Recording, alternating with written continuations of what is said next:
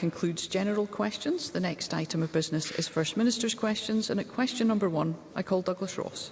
Thank you very much, Presiding Officer. As the month of Ramadan begins, can I take this opportunity to wish all Muslims in Scotland and across the UK a very peaceful holy month.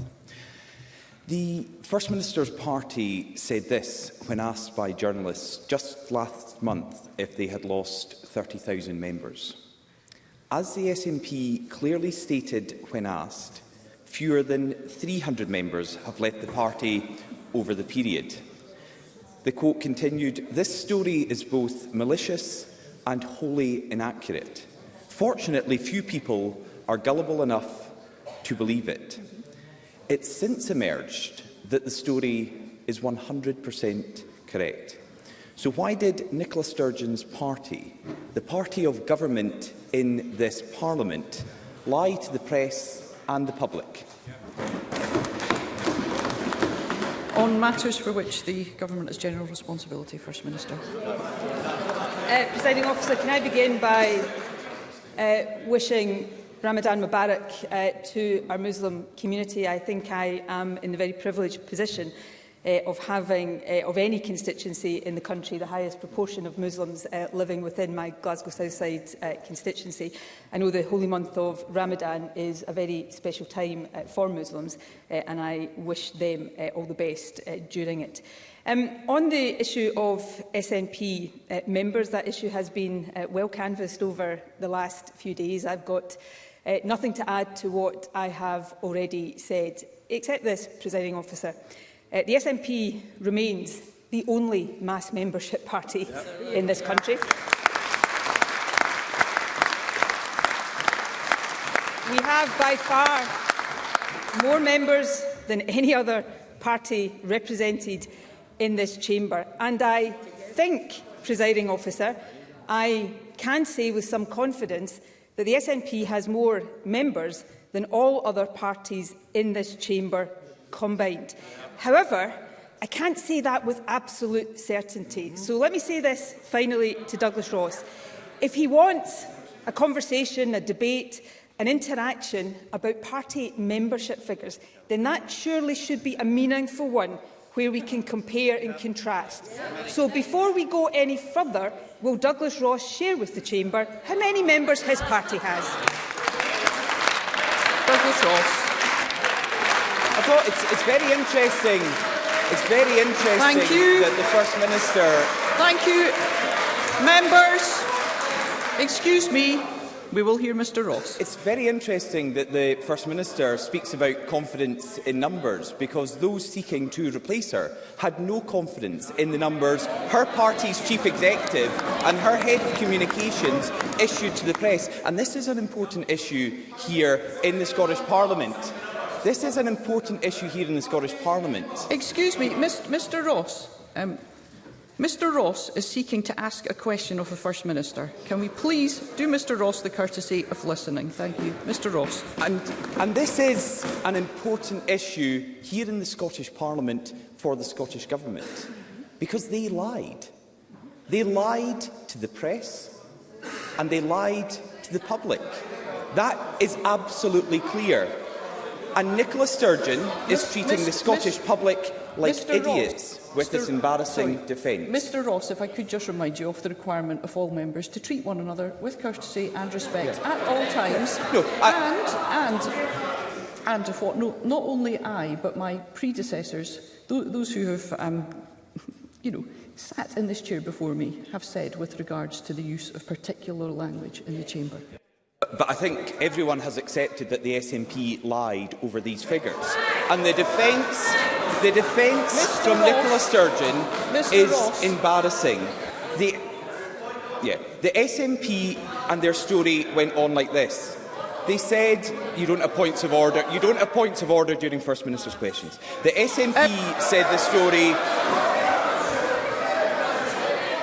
First of all, I will decide when we are and are not taking points of order. However,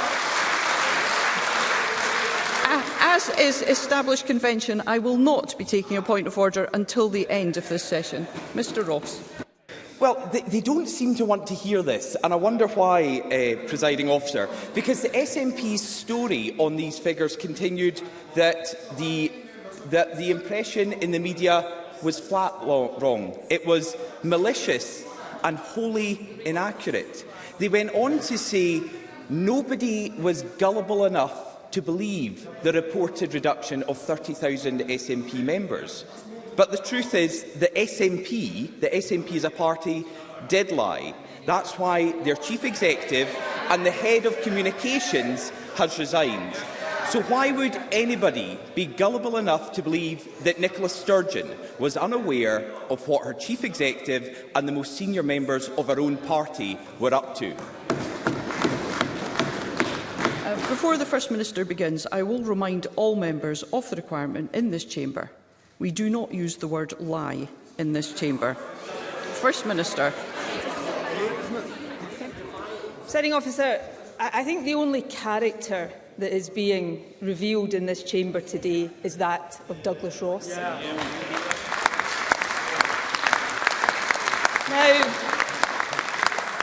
Douglas Ross, as leader of the opposition, no doubt going to be a very long-standing leader of the opposition. Well, unless his party has something to say about that. He chooses the topics that he raises, and that is absolutely right and proper. But let it be noted today, for the people watching right now, that on this, my last appearance as First Minister at First Minister's Questions, Douglas Ross is not asking me about the National Health Service, or education, or the economy, or climate justice.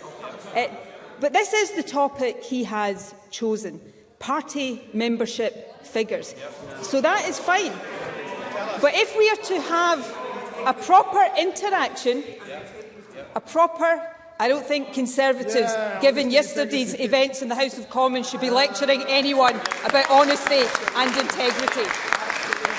But coming back, Presiding Officer, if we are to have a debate about party membership figures, then before we go any further, perhaps Douglas Ross would answer the question that I posed last time and that we're still waiting for an answer on. How many members does the Scottish Conservative Party have? Surely he knows. Tell us. Douglas Ross. Nicola Sturgeon started a week early. When you're on the backbenches, you get to ask the questions at FMQs. In your final one, you're supposed to answer. Now, the First Minister's farewell tour this week has been a masterclass in deceit and political spin. She was too busy, far too busy, to appear in front of the Scottish Affairs Select Committee, but somehow managed to eke out time in her schedule to sit down in Loose Women to debate the great offices of state and the matters of state with Janet Street-Porter. She says her party is experiencing growing pains. This must be the first time that growing pains have actually shrunk something. She claims that she's left her successor a brilliant foundation. First Minister, that's all that's left. The foundation, the house that Sturgeon, Salmond and Murrell. Sorry, I'm finding it very difficult to hear you from here. I would be grateful if we could hear one member at a time and only those members who I've called. Mr Ross. I was just saying how the First Minister claimed to have left her successor with a brilliant foundation, but that's all that's left. The foundation, the house that Sturgeon, Salmond and Murrell built is collapsing. And the SNP have said it themselves. Party President Mike Russell admitted this week they are in a tremendous mess. First Minister, he's right, isn't he? First Minister. Well, firstly, if he wants to know about collapsing political parties, he should look at a poll about leaders' favourability ratings published this very morning. It does not make happy reading for Douglas Ross. But on the issue of priorities, Presiding Officer, and these are not the issues I would have chosen to go on today, but Douglas Ross has chosen them. So if he wants to talk about priorities, let me point out that I am not the member of this Parliament that missed a veterans' event to referee a football match.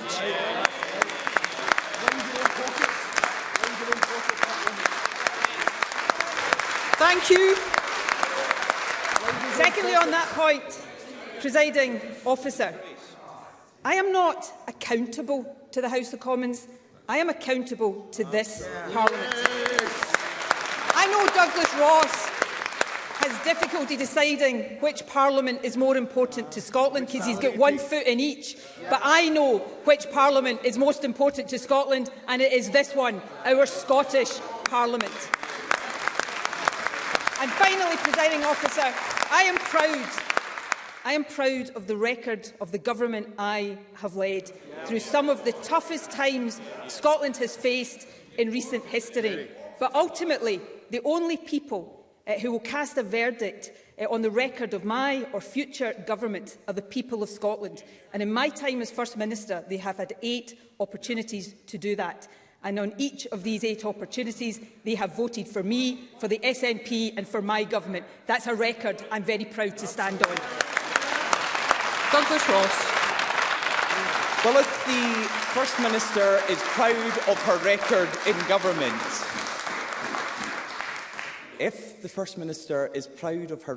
government, let's just look at it. In her final FMQs, let's just go over it. On Nicola Sturgeon's watch... We will hear Mr Ross, thank you. On Nicola Sturgeon's watch, Scotland's schools have plummeted down international league tables. She has made no progress on the attainment gap and broke her promise to close it completely. The Named Persons Act, the Hate Crime Act, the Gender Recognition Bill were all unworkable. Drug deaths in Scotland are the highest in Europe, 5 times greater than anywhere else in the United Kingdom. And right now, at this moment, 1 in 7 Scots is on an NHS waiting list. And on her final day in this chamber as First Minister, a cross-party committee of this Parliament delivered a damning report on ferries. They found that Nicola Sturgeon personally intervened to prioritise vanity over vessels, leading to huge delays and costing the taxpayers hundreds of millions of pounds. On these and so many other issues, Nicola Sturgeon ignored Scotland's priorities in favour of her obsession with independence. She divided our country and failed on every mission she set herself. First Minister, isn't that the truth of your legacy? First Minister. Presiding Officer, for Douglas Ross, that has not been at any point in my time as First Minister the verdict of the Scottish people. 8 election victories in 8 years as First Minister, that's the verdict that matters to me. But let's look at my record as First Minister. Progressive income tax, the Scottish child payment, lifting children out of poverty, the baby box, closing the attainment gap, record numbers of people from backgrounds like mine going to university, a national investment bank leading the way in climate change, abolishing prescription charges, minimum unit pricing, saving lives, record high health funding, the best performing accident emergency departments anywhere in the UK, the Domestic Abuse Act, free period products, expanded, doubled childcare, the promise for care experienced young people, the highest level of school spend per pupil anywhere in the UK, the highest number of teachers per head, 8% more teachers now than when I became First Minister, free tuition for higher education, free bus travel for those under 22. I could go on and on and on, but I'm not going to, because this is my last session of First Minister's questions. Question number 2, Anna Sarwar. Thank you. Presiding Officer, can I join others in saying Ramadan Mubarak? It's a month of sacrifice, of reflection and charity, and where we remember those that are less fortunate both here at home and around the world. Presiding Officer, we live in serious times with a cost of living crisis and an NHS crisis. And given this is my last opportunity to question the First Minister, I do want to ask about the finishing touches to, I'm sure, will be a handover document for her successor. And I think it's important to check what she believes is in the in tray for the next First Minister. Because after 15 years of SNP government, there is not a single Scottish institution that is stronger now than when her party took office. From the ferry scandal, the entrenched attainment gap, the NHS crisis, to decimated local services. Which of our government's many failures does the First Minister think her successor needs to address first? First Minister. Well, with the greatest respect, Hannah Sarwar is just wrong. I mean, let's look, first of all, at some of the institutions that didn't even exist when I became First Minister. Revenue Scotland, for example, making sure that we have the most progressive income tax system anywhere in the UK. Social Security Scotland, delivering benefits to people across the country, including the Scottish Child Payment. The Scottish National Investment Bank, leading this country's drive now to net zero. The NHS, of course, facing real challenges as a result of the COVID pandemic, but still with the best performing A&E departments anywhere in the UK. Tomorrow, I will be in Fife, opening our new National Treatment Centre there that will deliver more operations for people in Fife, and will soon be joined by national treatment centres elsewhere across Scotland. In education, more young people from the kind of background like mine going to university than has ever been the case before. A doubling of early years education and childcare. I think that is strengthening of many, many institutions. Does my successor have a tough job? Of course, because we live in tough times. But I've got confidence that whoever my successor turns out to be, whoever is standing here next week, they will continue to build on that record and they will continue to retain the trust of the Scottish people. Anna Sarwar.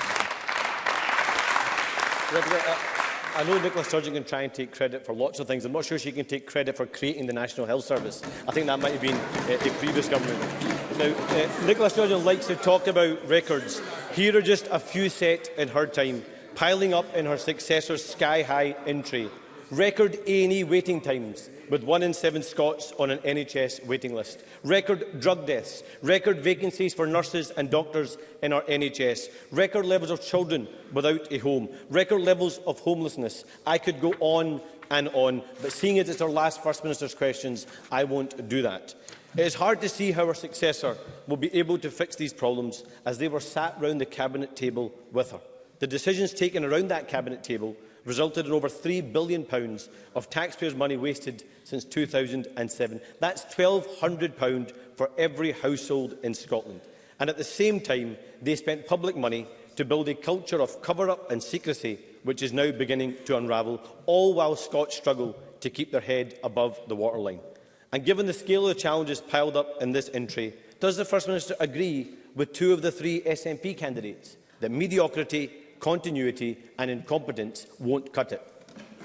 First Minister. Well, firstly, Presiding Officer, I never claimed to have created the National Health Service, but what I will claim to have done is help protect the founding principles of our National Health Service, because I was the Health Secretary that abolished prescription charges for everyone in Scotland, something that in all their years in government Labour had never ever got round to doing. I also took a hospital privatised under Labour back into the National Health Service. On Anna Sarwar's £3 billion figure, I think we've already shown that in previous sessions of First Minister's questions to be utterly nonsense, but I'm not going to embarrass him by going back to the detail of that again today. But let me use another £3 billion figure, because that is the number for the amount of money this government is investing each year to mitigate the cost of living crisis, to help people deal with Tory austerity. If we were an independent country, we wouldn't have to mitigate Tory austerity. But while Labour still prefers to see this country governed by Tories at Westminster, rather than have self-governance and independence here in our own Parliament, Labour will never ever be taken seriously in Scotland. Anna Sarwar. I, like many people right across the United Kingdom, look forward to the next general election when we can boot out the Tory government and we can get rid of the last SNP excuse. Now, the First Minister has spent much of her political career talking about mandates. Her successor inherits this woeful SNP record, but they don't inherit her mandate. The last election was a pandemic election, one in which the First Minister won with a direct appeal from her to steer the country through the pandemic and the COVID recovery. That recovery hasn't even started. In fact, by every metric, things have got worse. And now Scotland faces two crises: an NHS recovery that never began and the cost of living crisis, families facing spiralling bills and soaring energy prices. But as her potential successors squabble over their own record in government, they can't escape facts. They don't have a plan for Scotland, and they don't have a mandate from the public. And that is why we need an election now. So in my final question to Nicola Sturgeon, does she agree with her own words? There are no words to describe this utter shambles adequately. It's beyond hyperbole and parody. Reality, though, is that ordinary people are paying the price. The interests of the party should concern no one right now. An election is now a democratic imperative. That was about the Conservatives at Westminster, and the difference, one of the differences between me and Anna Sarwar is I don't support Tory government of Scotland because Scotland does not vote for Conservatives. And I fought three general elections as SNP leader, and the SNP has won all of them. And at every one, we've heard the same messages from Labour, and at every single one, the people of Scotland have cast their verdict. I am proud of the achievements of the governments that I have led. Let me end on another one, because it is related to COVID recovery, and it has been achieved in spite of what we're having to deal with from the Conservatives at Westminster. Today, Scotland has record high employment, record low unemployment and record low economic inactivity. We have a good foundation in this country. We face many challenges. But I have every confidence that my successor, who will be standing here next week, will continue to lead this country forward, will continue to take the decisions that are in the interests of this country, and that they will lead this country to becoming an independent nation. Question number 3, Alex Cole-Hamilton. Thank you, Presiding Officer. And can I also wish Ramadan Mubarak to everyone celebrating it, but also on this National Day of Reflection and Commemoration, remember more than 16,000 lives lost to us and the gaps they leave in their communities and their families as a result of the COVID pandemic. She may not know the answer to this, but to ask the First Minister when the Cabinet will next meet. First Minister. And that, of course, is a matter for the new First Minister. The only thing I know for certain is that I will not be in attendance. Can I say, though, Presiding Officer, and I will say more about this in the session that follows FMQs, today, of course, marks the 3rd anniversary of lockdown. And my thoughts today, as my thoughts are at some stage in every single day, are with all those who suffered as a result of COVID. I will have them in my thoughts, my mind and my heart for as long as I live. Alex Cole-Hamilton. I'm very grateful for that reply, and I share its sentiments. The mental health treatment targets were introduced in December 2014, 11 days after Nicola Sturgeon was sworn in as First Minister. They have never been met, not once in over 3,000 days. That's 99 consecutive months. I have lost count of the number of times that the First Minister told me that the situation was unacceptable. I have lost count of the number of times she promised staff and sufferers that things would get better. But in reality, Nicola Sturgeon quietly downgraded the Office of Mental Health Minister. Her Finance Department, headed by Kate Forbes, slashed £50 million from the mental health budget this winter. And her Health Secretary, Humza Yousaf, gave a personal promise to clear waiting lists for both children and adults by March 2023. Presiding Officer, look at the calendar. It's March. We are here, and the SNP are nowhere. There is a sea of human pain out there, so much unmet need. Don't just tell me that this is unacceptable. At this late hour, at the last and final time of asking, will the First Minister admit her government has failed Scotland on mental health? First Minister. What I will absolutely say is there is much more work to do on mental health. One of the things that has changed, certainly since I was a young person, and has changed even in the years I've been First Minister, is that we have reduced the stigma associated with mental health. More people are coming forward for help and treatment, and that is a good thing, but we must make sure the services are there for them. We have seen a significant increase in the budget for mental health under the SNP. Mental health spending has doubled in cash terms. We see many more people working in mental health services than was previously the case. Coming directly to CAMHS, because it is important and there is so much more to do. The number of children starting treatment for CAMHS in the most recent quarter is the highest on record by some distance, and we're now seeing the most sustained changes in CAMHS waiting lists for over half a decade. The overall waiting list has decreased by more than 9%, children waiting over 18 weeks has decreased by more than 30%, and children waiting over 52 weeks has decreased by more than 48%. So yes, much more to do, but progress being made, and I know it will be a priority for my successor, whoever he or she may be, to continue that progress. Question number 4, Fiona Hislop. To ask the First Minister for a response to the Intergovernmental Panel on Climate Change's synthesis report. First Minister. The evidence has never been clearer than it is now. We are fast running out of time to secure a livable and a sustainable future for the generations to come. This report must lead to an acceleration of global action to tackle the climate emergency. Scotland is making long-term progress towards net zero, but we are now entering the most challenging part of that journey, requiring truly transformational action across society and our economy. This cannot and will not happen without all of us, including everyone across this Parliament, supporting bold steps as part of a national effort to tackle the climate emergency. Lastly, at COP27, Scotland pledged an additional £5 million to address loss and damage, and we will continue to advocate for practical action and finance to support the Global South, where the effects of climate change are already being experienced. Fiona Hislop. Following the publication of this report, UN Secretary-General Antonio Guterres made a plea to all governments. He said, "Humanity is on thin ice, and that ice is melting fast. The report is a clarion call to massively fast-track climate efforts by every country and every sector and on every timeframe. In short, our world needs climate action on all fronts, everything, everywhere, all at once." I know how serious and ambitious the First Minister has been in leading on the climate emergency agenda, and I appreciate that.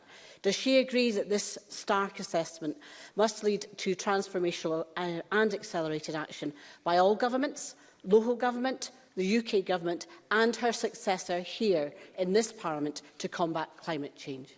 First Minister. I agree wholeheartedly with Fiona Hislop, and I agree wholeheartedly with the comments earlier this week of the United Nations Secretary-General.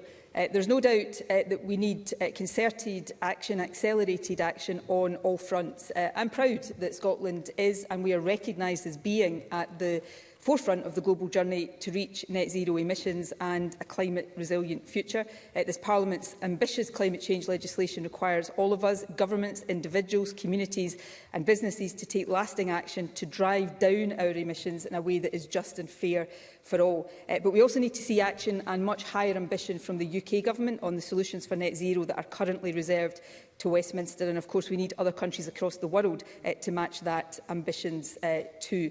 While Scotland's emissions reduction targets are in line with a global 1.5 pathway, it's vital that other countries revisit and strengthen the ambition of their 2030 emissions pledges and long-term strategies to align with a 1.5 pathway ahead of COP28.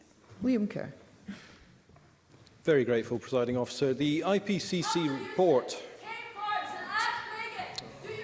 We will suspend business.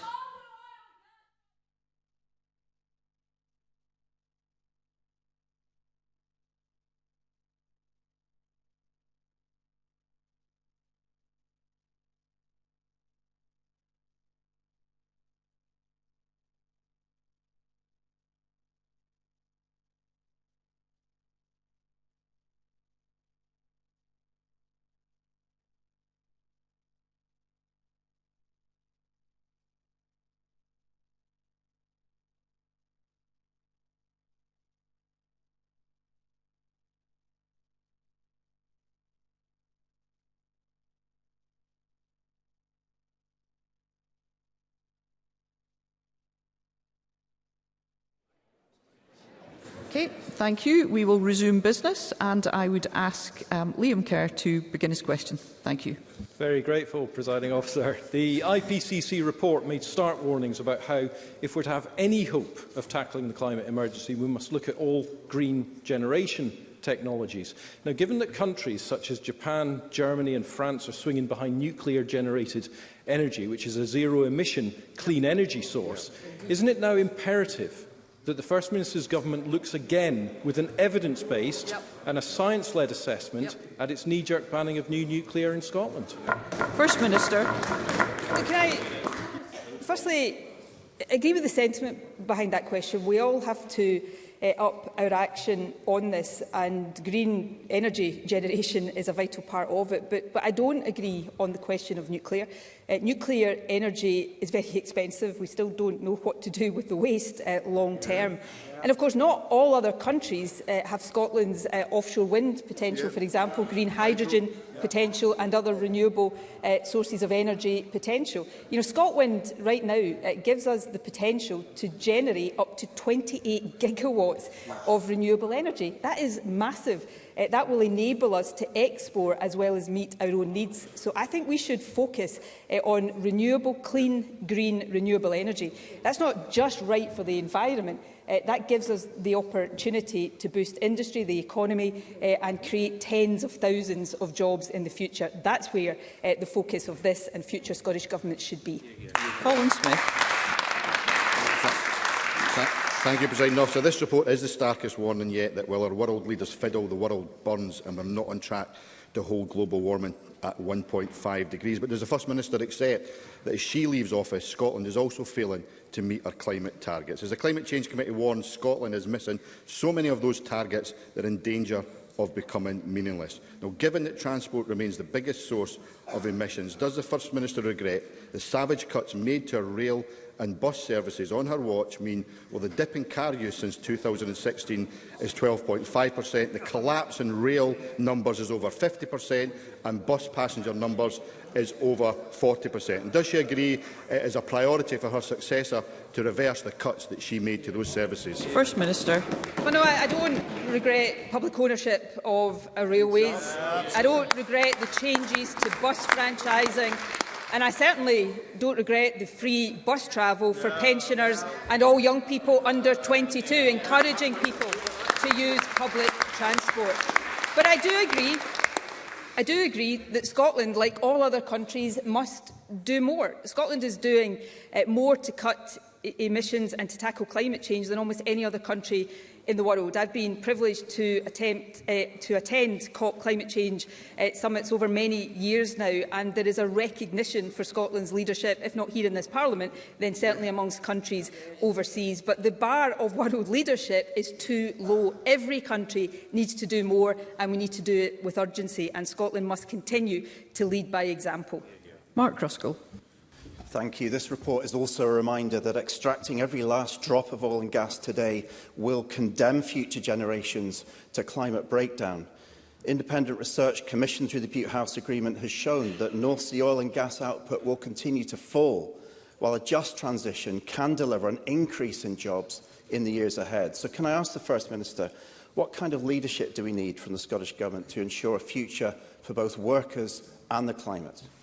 First Minister. I think we need to continue the kind of leadership that we have been showing on this issue. I am very clear, while I have the greatest respect for all those who work in our oil and gas sector, they have contributed hugely to Scotland, and we cannot make that switch overnight. We must accelerate the transition from fossil fuels to renewable energy. And as Mark Ruskell rightly says, even if we weren't facing the climate emergency, the maturity of the North Sea would mean that we have to accelerate that transition there. We must do it in a fair and a just way, but we have the potential to do that, and we should grab that potential with both hands. Question number 5, Stephen Kerr.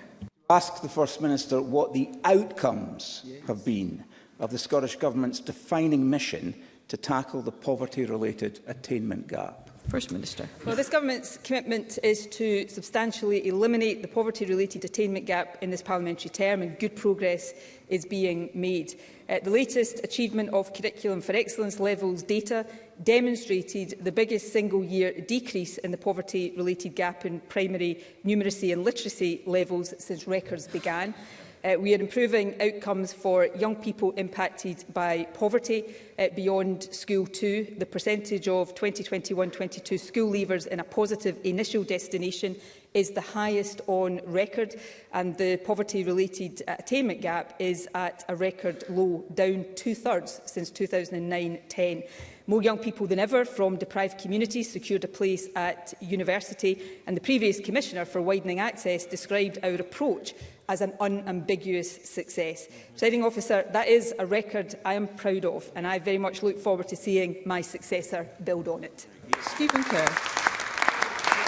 Objectively, the best we can say is the First Minister tried and failed.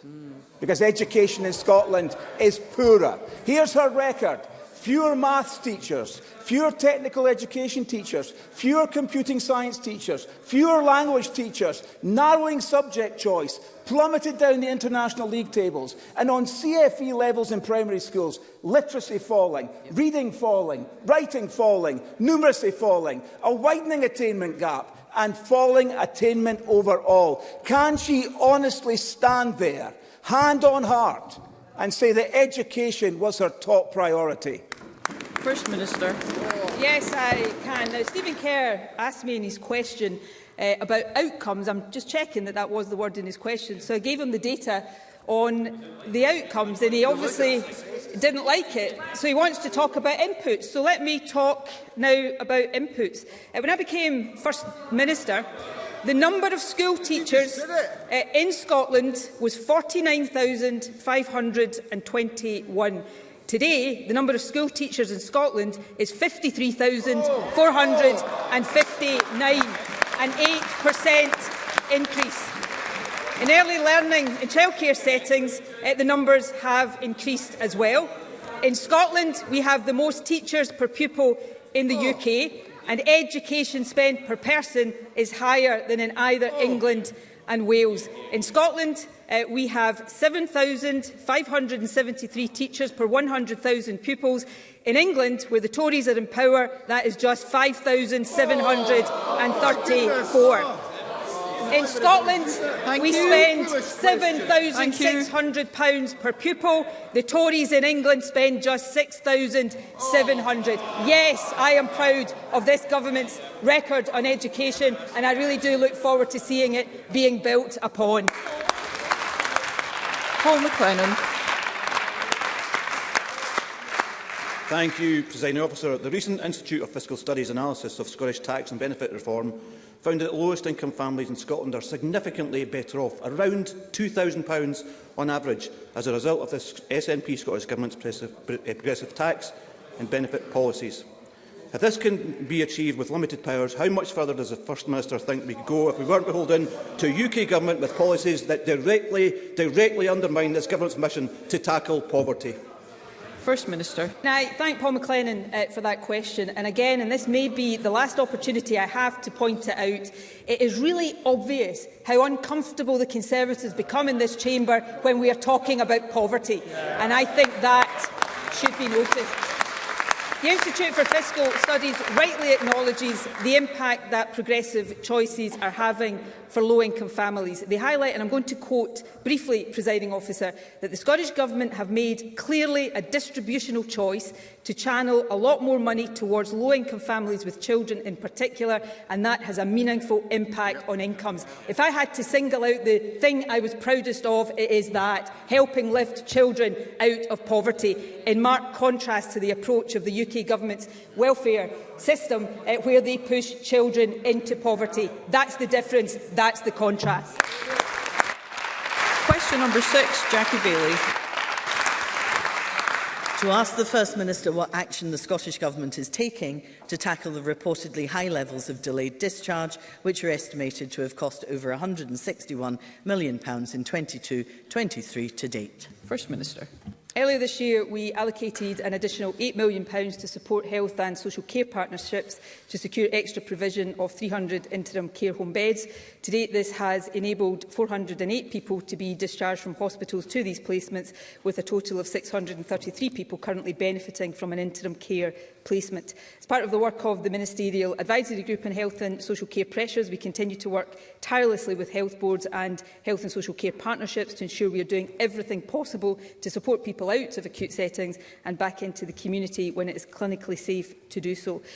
Delayed discharge has improved substantially under this government, and it is of course very welcome that over 96% of all people overall leaving hospital are discharged without any delay whatsoever.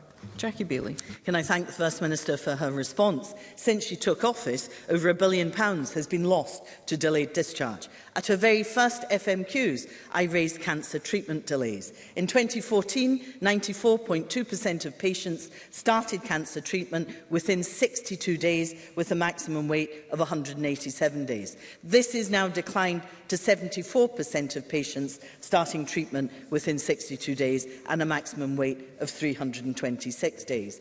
The 31 and 62-day cancer treatment targets are at their worst ever.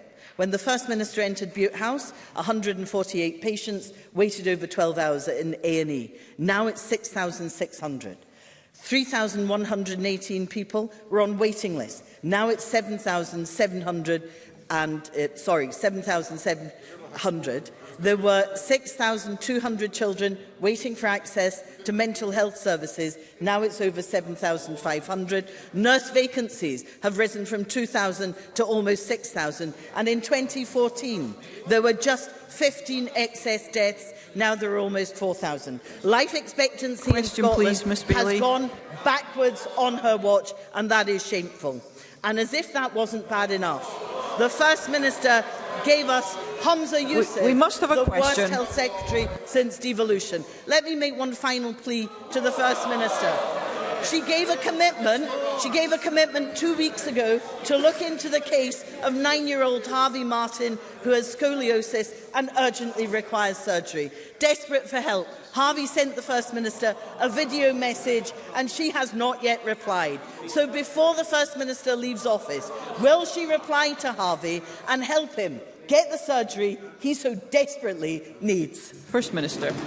Well, firstly, Presiding Officer, let me address the case of young Harvey Martin, because I have been taking time rightly this week to check with NHS Lothian about his case, and I can confirm that Harvey will be given a date for his procedure very soon, and NHS Lothian will be discussing the date with his parents when they speak next week, and I wish young Harvey all the very best.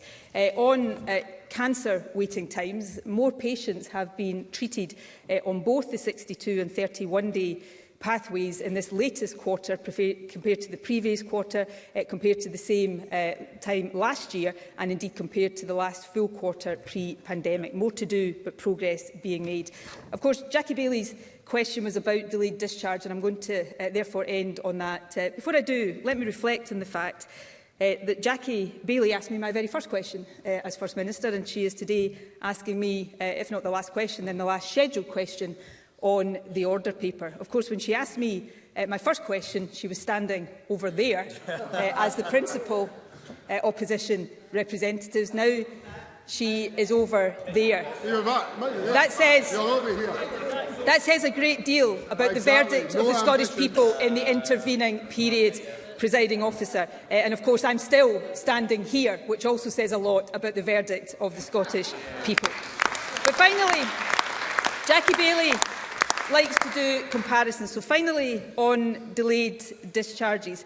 Today there are around 1,700 patients classed as delayed discharge. That is far too many. But to be clear today, that includes everybody delayed for any period of time, even an hour. When Jackie Baillie was a minister, when her party was on this side of the chamber, there were 2,200 patients delayed for more than 6 weeks in our National Health Service. That represented more than 70% more than 70% of all patients ready for discharge were delayed for more than 6 weeks when Jackie Baillie was last in government. Today, 96% of patients are delayed with no delay, are discharged with no delay whatsoever. More to do, Presiding Officer, but so much more, so much progress made since Jackie Baillie and her party were in office.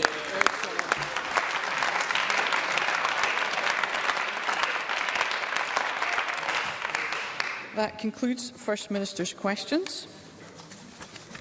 The next item of business is a personal statement by the First Minister, and today marks the final contribution in this chamber of Nicola Sturgeon MSP as First Minister, our longest-serving First Minister and the first woman to hold the post. And on behalf of the Parliament, I thank the First Minister for her service. I thank John Swinney MSP, the Deputy First Minister, for his service too. They have both been in government since 2007, and I wish them well for the future. I now call on Nicola Sturgeon, First Minister. Thank you, Presiding Officer, and thank you for your kind words. I'm sure I speak on behalf of the Deputy First Minister in expressing that gratitude. I have indeed just concluded my 286th and final session of First Minister's questions. And this is the final statement I will make in this chamber as First Minister. No matter what I do in future, nothing, absolutely nothing, will come close to the experience of the past 3,046 days. Being First Minister of the country I love has been a profound honour. I have led Scotland through good times, but also through the toughest period of our recent history. Exactly 3 years ago today, I stood at a podium in St Andrew's House and I asked the country to stay at home. My thoughts today and always are with those who lost loved ones to COVID, with those who live still with long COVID, with our young people who lost out on so many of the normal experiences of growing up, and with everyone who endured the trauma of separation and loneliness. COVID shaped all of us. I know that it changed me, and in many ways it defined my time as First Minister. Above all, it reinforced in me an abiding admiration for the people of this wonderful country who made such painful sacrifices to keep each other safe. In the toughest of times, our country showed the best of itself with love, care and solidarity, and that will live with me forever. Being First Minister has been variously, often all at once, challenging, exhilarating and exhausting. But every single day, without exception, it has been an utter privilege.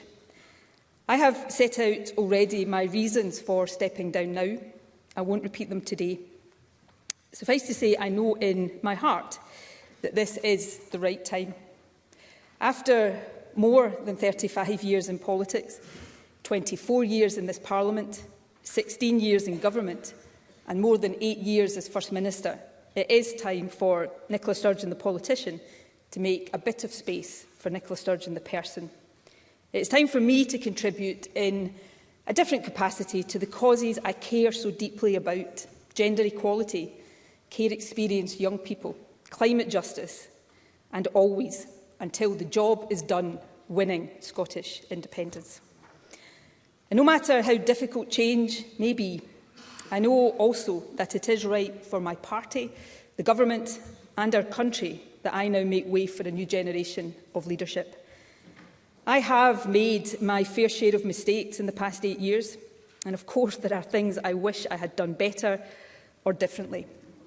But overall and overwhelmingly, I am proud of what has been achieved.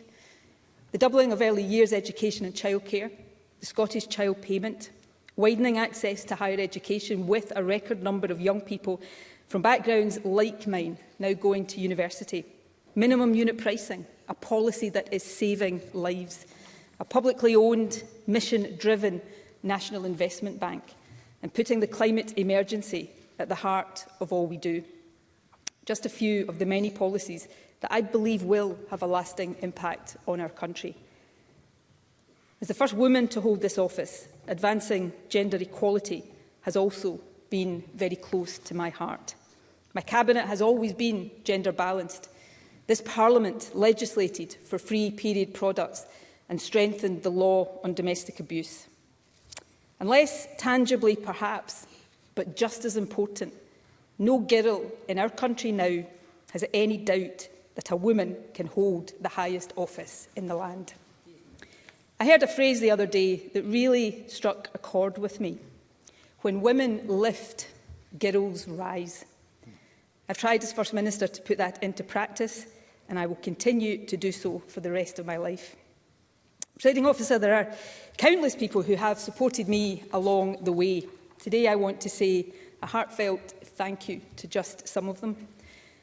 Firstly, to my family. Nothing, absolutely nothing would be possible without the love and support you give me daily.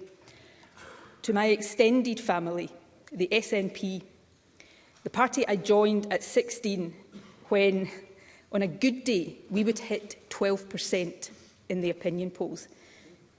We've come such a long way together as a team. Let us keep going, serving Scotland together as a team. To my colleagues here in Holyrood, in SNP parliamentary groups, past and present, and to the Central Office staff who support us. To all of my ministerial colleagues over the years, and especially to John Swinney, the best Deputy First Minister and the best friend I could have wished for on this journey. To our staff in Party HQ who have built a formidable campaign operation, enabling us to win 14 national elections since 2007. To all those who have worked in my constituency office, and particular to my current team, Paul Leinster, Caroline Scott, Mary Hunter, Carolyn McConville, Irfan Rabbani and Nikita Bassi. You have had my back throughout, and you work tirelessly every single day to help me represent the people of Glasgow South Side. And to my constituency party and to my constituents, thank you so much for putting your trust in me time and again. To my special advisers, you have given your all to me and to the cause of building a better country. You have been led by two outstanding Chiefs of Staff, Liz Lloyd and Colin McAllister. To our partners in the Scottish Green Party, I am very proud of the Butte House Agreement. Thank you for joining us in government. And to our brilliant civil service, Scotland is so fortunate in the integrity, impartiality and professionalism of our civil servants, and I am privileged to have been served by some of the very best. I thank each and every one. But let me make special mention of those who have served in my policy unit and in my FNQ team. The latter, especially on Wednesday evenings and Thursday mornings, really do have the worst job in government. For the avoidance of doubt, Presiding Officer, the good answers have always been down to them. The bad have been all me. Finally, I want to thank from the bottom of my heart three groups of people who, because of the nature of the jobs they do, have probably spent more time with me over these years than with their families. At least I'm sure that is how it has felt. So, to my security team, thank you for keeping me safe. To the wonderful Butte House staff, thank you for always making me feel at home. And to every private secretary, diary secretary, correspondence secretary, to the visits and events team, to the communications and camera teams, to everyone in my private office who has supported me over 16 years in government, thank you for keeping me going. Obviously, I can't name everyone, much as I'd love to, but there are a few I do want to mention. My longest-serving Principal Private Secretary, John Summers, and the current incumbent, Chris Mackey. And last but not least, three very special people who individually and collectively have been with me for almost all of my time as First Minister. Three people who were the core of my team during COVID, coming into the office while others stayed at home to give me the support I needed to do my job. Nicola Dove, Patrick Crolla and Gary McGee. You three will never know how much your care, kindness and humour have sustained me over these years, and I am so going to miss you. Presiding Officer, as I come to the end of my last speech here as First Minister, some final reflections. To you, I am sure you're hoping for a new First Minister whose answers on a Thursday lunchtime are not quite as long-winded as mine. Thank you for your patience. To my colleagues across this chamber, robust debate and holding government to account are the hallmarks of what we do in here. That is as it should be, and let me thank those in other parties for that. But maybe, just maybe, we might actually enhance our democracy if occasionally we, all of us, treated each other with kindness too, if we remembered that we are opponents, not enemies. And to my successor, next week we will find out whose portrait will go alongside mine on the stairwell of Bute House. Subject to this chamber's approval, it will either be Scotland's second female First Minister or the first from a minority ethnic background. Either way, that will send the very powerful message that this, the highest office in the land, is one that any young person in Scotland can aspire to. Never forget that every day in this office is an opportunity to make something better for someone somewhere in Scotland. Do not shy away from the big challenges or difficult debates. You won't get everything right, but it is always better to aim high and fall short than not try at all. And always draw strength, energy and wisdom from the people of this wonderful country. And it is now to the people of Scotland, all of you, whether you voted for me or not, that I reserve my final words from this seat. Thank you so much for placing your trust in me. Words will never adequately convey the gratitude and the awe I hold in my heart for the opportunity I have had to serve as your First Minister. It truly has been the privilege of my lifetime. And with these words, Presiding Officer, I draw it to a close.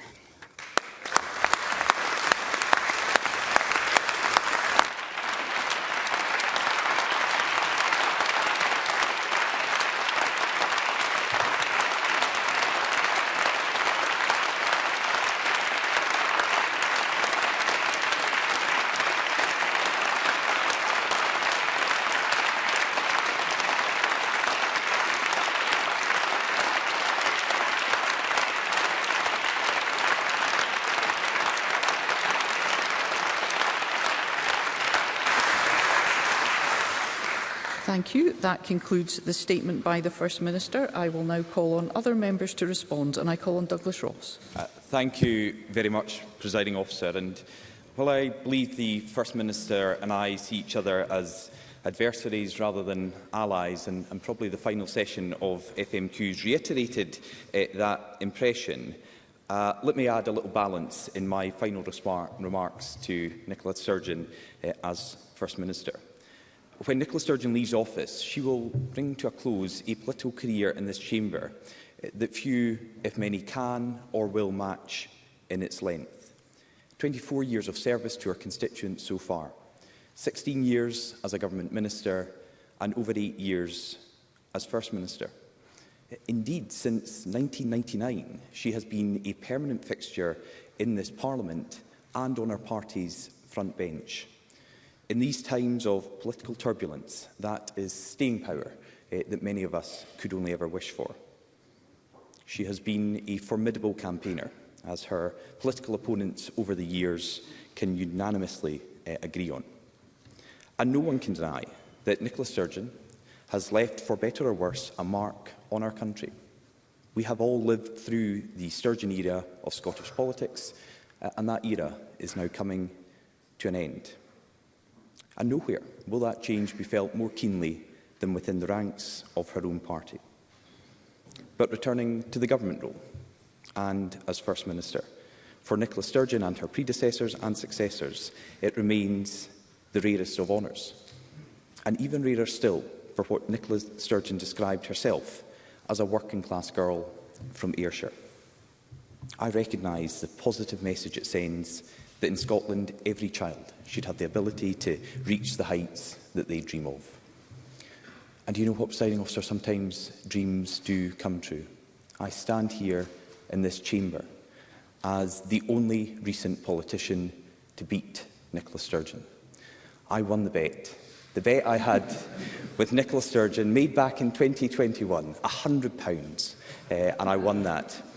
Just for the record, I have to say that I'm still awaiting payment, and it is perhaps one final example of delays from Nicola Sturgeon's government. But I mean it in all sincerity that the exchanges that we have, have been sometimes difficult, always robust, and we seek to do better in our politics. And I think the message the First Minister had can be listened by everyone in this chamber. And the First Minister has also spoken of the additional responsibility that she has had, and she said this in the past, to help every woman and girl in our country fulfil their own potential. And I think that as the first woman holder of her office, she has been a role model that women and girls can aspire to in Scotland today. These are all achievements for which the First Minister should be rightly proud. Yet while the First Minister is a talented politician, those talents have not always been used to the best of their ability in government. I'm not going to use this session to labour over the arguments that we've had on this side of the chamber time and time again.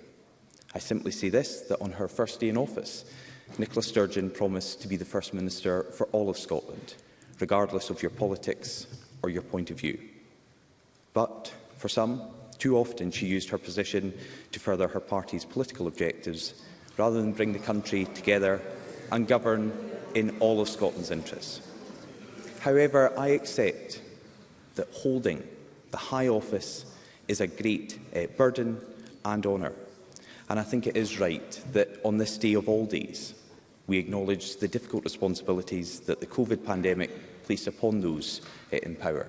And along with the First Minister and others, I put on record our thoughts on this side of the chamber for everyone who sadly lost their lives and those who continue to mourn the loss of loved ones.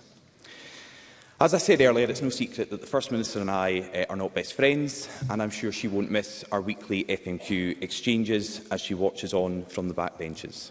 In my time as Leader of the Opposition, I have asked Nicola Sturgeon 256 questions. Once or twice, I've even got an answer.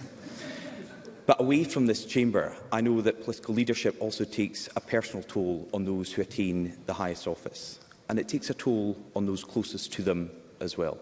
I think we could all see that the thanks that the First Minister gave to her family and her staff were difficult for her to articulate, but are keenly felt. There will have been countless times that the First Minister will not have been able to have been there for her family and her friends as she put the demands of leadership first. So I hope that in standing down, the First Minister will be able to take comfort from having more time for family, friends, and of course her passion, reading. So on behalf of this side of the chamber, while we have passionately disagreed with Nicola Sturgeon over the years and no doubt will continue to do so into the future, we wish her well as she leaves the office of First Minister and forever the future holds for her.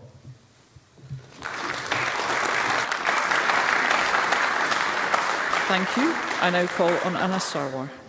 Thank you, Presiding Officer. Today is a significant moment in Scottish politics. It, of course, has personal significance for Nicola Sturgeon, but is also significant for our politics, as Scotland prepares to face a new era and a twin crisis of the NHS crisis and the cost of living crisis.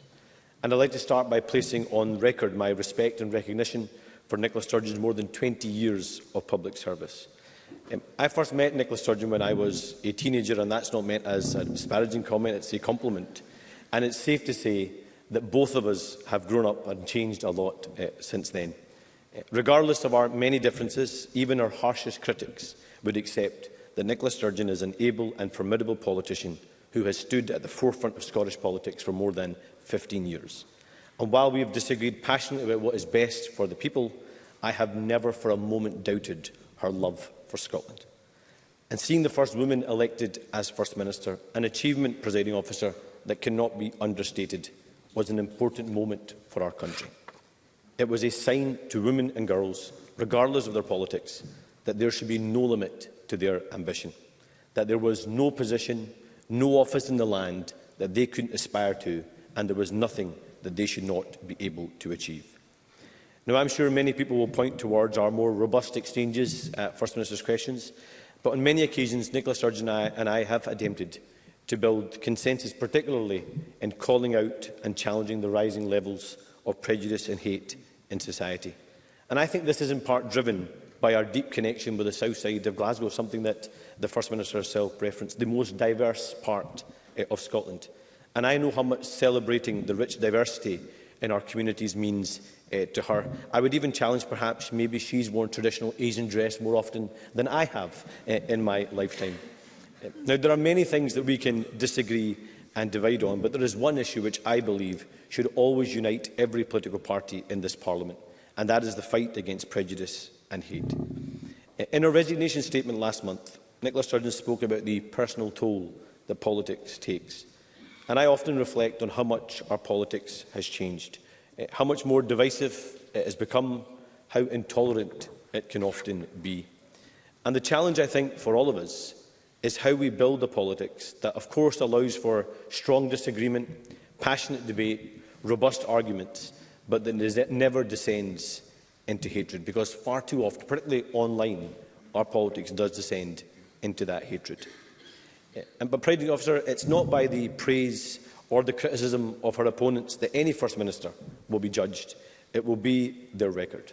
And as First Minister, Nicola Sturgeon led our country through challenging times, most obviously during the pandemic. And I think she's right. I think that is what will define her time. And I recognise the immense pressure and the toll many of the decisions taken in those difficult years will have taken. And at a time of uncertainty and anxiety, she attempted to provide stability and reassurance to people across this country at the darkest moments. Now, Presiding Officer, I think it's fair to say that during our many robust debates with one another, I've learnt some of Nicola Sturgeon's tells. When her grasp of the detail perhaps might on occasion escape her or isn't on her side, she is obviously quick to point to her electoral record. We've heard it again today. 8 election wins. Of course, undoubtedly a political achievement to be proud of, a legacy that no one can deny, and of course many of us can be jealous of. But she is right. Winning is important. Winning does matter. And that's why it also matters that leaders of whichever political party, what they do with that power when they do win and how they govern. And I think it's also safe to say that never in the history of devolution has there been a First Minister with so much power, so much time and so much political capital. But despite that, we all know there is still so much more to do. Because, Presiding Officer, the promise of devolution does remain unfulfilled. Child poverty is still too high. NHS waiting lists are still too long. Our public services are struggling and our economy does need to be restarted. And we must now urgently confront those challenges, and that must be this place's focus. So in closing, I am sure this government will feel her absence from the front benches. Perhaps no one as keenly as her successor. Nicola Sturgeon leaves a government and a party shaped in her image. It will not find a replacement like her. I and my entire party wish her the very best for whatever she chooses to do in the future.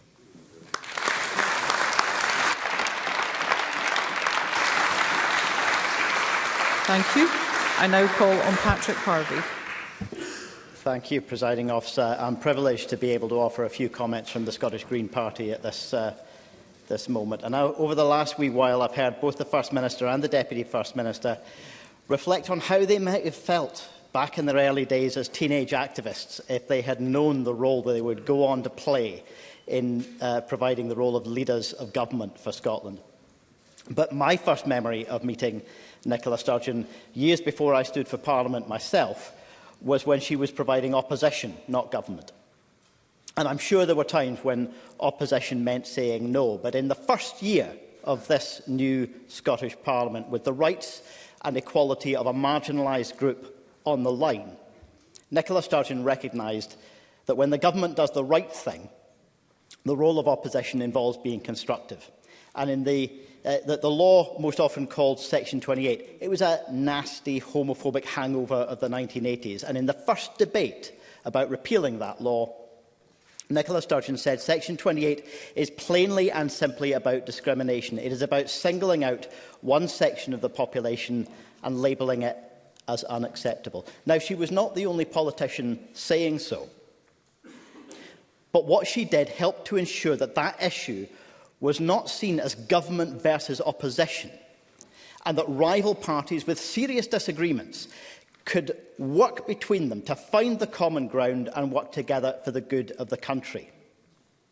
Now, I've agreed and disagreed with Nicola Sturgeon on issues over the years since then, but in recent months, she has shown that same commitment to stand by another vulnerable group in our society, while so many in politics and in the media were dredging up the tropes and prejudice of past decades and redirecting them against transgender people. So I can still see today what I remember from those days. Nicola Sturgeon's commitment to be an ally to marginalised people remains part of her character as a politician. Now, as I say, I didn't know at that time that I would go on to join the Scottish Parliament, or indeed that I would have the chance to sit with Nicola Sturgeon on the advisory board of the Yes Scotland campaign for Scottish independence, or even that I would share the stage with her at the Glasgow Hydro, of all places, even if we did have to share the bill with a certain Mr George Galloway. I certainly couldn't have imagined that she and John Swinney would pick up the phone and offer to negotiate an agreement which would bring the Greens into government for the first time in this country's history, advancing action on climate justice and progressive values, and in doing so, infuriating right-wingers, vested interests, polluting industries, and even one or two of their own backbenchers. So I also see today what I remember from earlier days, that Nicola Sturgeon sees the value in politicians and political parties recognising their differences, but seeking common ground and finding ways to work together for the good of the country. Presiding Officer, on this day of national reflection, we all share the sentiment Nicola Sturgeon expressed a few minutes ago. And as for the things that her time as First Minister will be remembered for outside of the political bubble, I think for most people it will be her leadership during a pandemic that changed all of our lives. At the start, as we were just coming to terms with what the world was facing, some governments around the world chose bluff and bluster, pretending they knew the answers or offering false simplicity in place of the complex truth. Nicola Sturgeon made a braver choice to be clear about what wasn't known and to express the same fears and uncertainty that we all felt. Throughout the pandemic, she not only fronted up the Scottish Government response on an almost daily basis, but she did so with honesty, clarity and humility. And by doing that, she earned the public trust. So, Presiding Officer, whatever the future brings, I thank both Nicola Sturgeon and John Swinney for their service to Scotland. I wish them very well, and my highest hope for them is that they continue to find ways to infuriate all the right people.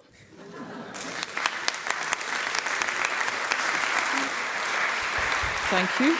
I now call on Alex Cole-Hamilton. Thank you very much indeed, Presiding Officer. Presiding Officer, those of us who seek a life in public service must deal with events and times as we find them, not as we would wish them to be. Regardless of what circumstance throws our way, it is incumbent on all of us to commit to the task before us, to seek the best for our communities and, in so doing, try always to reflect the better natures of the people that we seek to serve. As the first woman to achieve this office of First Minister, Nicola Sturgeon has provided inspiration to the women and girls that will doubtless follow her to this, the highest office in the land. She has been Scotland's First Minister through some of the darkest hours in our modern history. I think it is important to recognise her tireless and substantial commitment to the office that she has held for longer than anybody else. And that tireless commitment was no more evident than in the worst days of the pandemic, a time of unprecedented anxiety for our country, when she offered a voice of calm to people stuck at home. She will be aware of the times that she has walked in step with my party, when she adopted our policies on things like childcare and the pupil premium. She will recognise the times that when we have voted with her, sometimes against the prevailing wind, on the physical punishment of children, on alcohol pricing, on advancing the rights of Scotland's LGBT+ community. She has acknowledged some historic wrongs as well, like yesterday, for the victims of forced adoption. She knows my background, and as such I will always appreciate her dedication, her continuing dedication to young Scots currently in the care of this state or who have experience of the Scottish care system. Presiding Officer, good and bad, this chamber will debate her legacy long after her departure. The First Minister and I are very different people.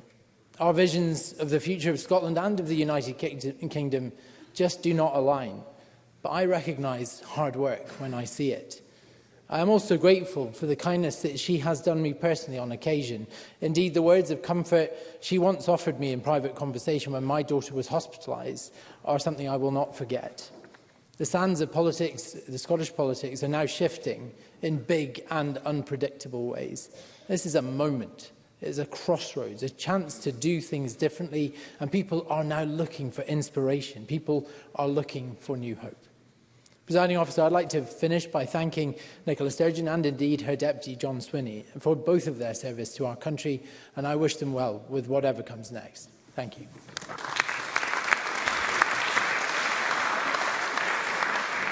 Thank you. I now call on Emma Roddick.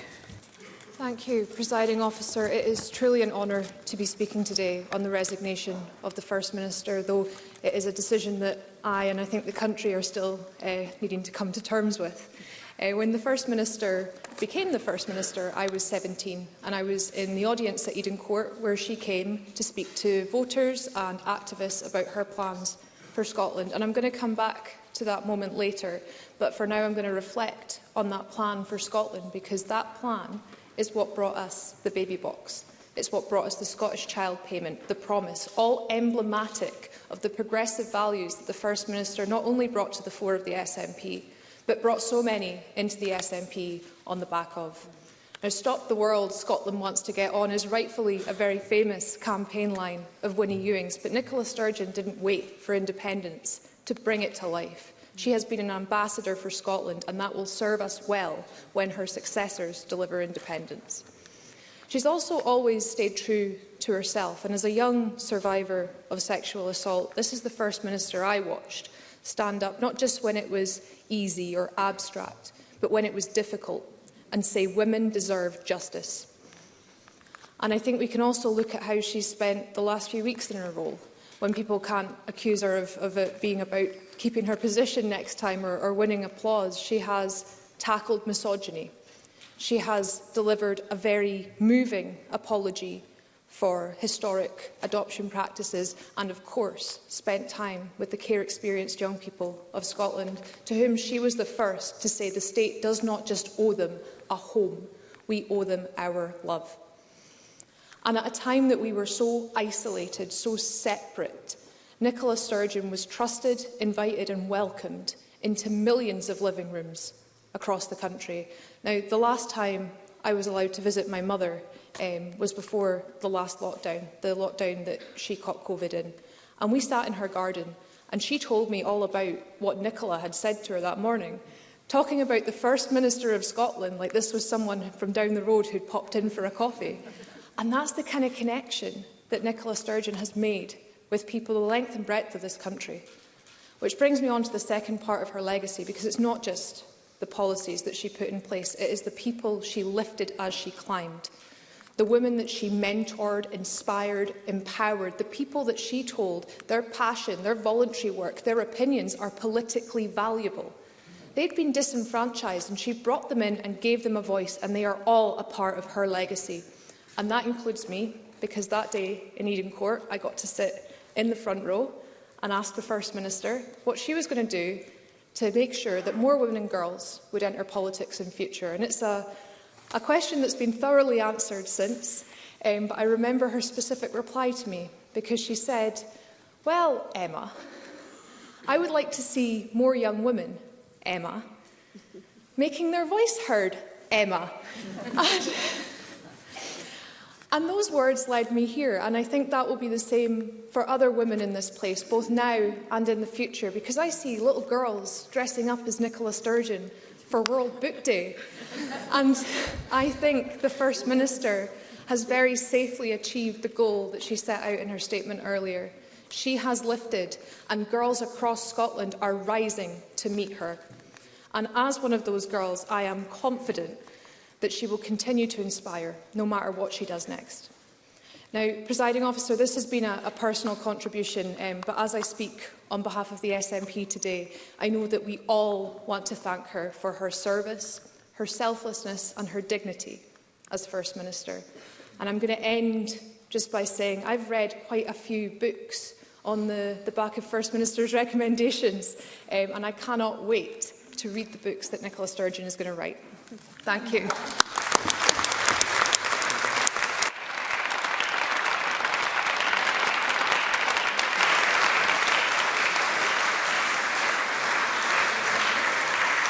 Thank you. And I call on Nicola Sturgeon, First Minister. Thank you, Presiding Officer. I am going to be brief. Firstly, because I know everybody wants to go and have lunch. But secondly, I'm not sure that I can go much further without crying. So just to say from me to colleagues across this chamber, thank you for your generous comments. They mean a great deal to me, and I deeply appreciate them.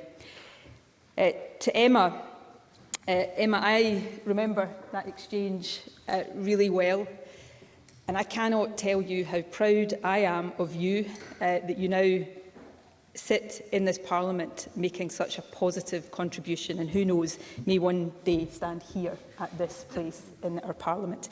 Thank you for that contribution. Emma's is one of probably thousands of interactions I've had with girls and young women across these 8 years of my time as First Minister. And if I have encouraged even just a few of them to believe more in themselves and to stand a bit taller, then I will be very happy because that means a great deal to me. More generally, Presiding Officer, to lead this country is the pinnacle of what this shy, introverted, that's still the case, not just when I was a young girl, but what this shy, introverted, working-class girl from Ayrshire could ever have dreamed of. And this country is truly amazing. And the people who live in this country, no matter where they came from, are also amazing. As I've travelled overseas as First Minister, and that has been an enormous privilege, I have had the opportunity to see just how much Scotland punches above her weight. And I have seen directly the respect that we are held in by people right across the globe. Perhaps all we need to do now here at home is believe a bit more in ourselves. Now, even although I know without a shadow of a doubt that the time is right for me to go, I do feel emotional today. And perhaps the reason for that is that I know beyond doubt that even if I live to be 100 years old, there is no phase in my life that will be as special or as meaningful to me as these last 8 years have been. You will, of course, see me very soon on a backbench near here. But in the meantime, Presiding Officer, for the final time from me as First Minister to the people of Scotland, thank you from the bottom of my heart for the privilege of being your First Minister.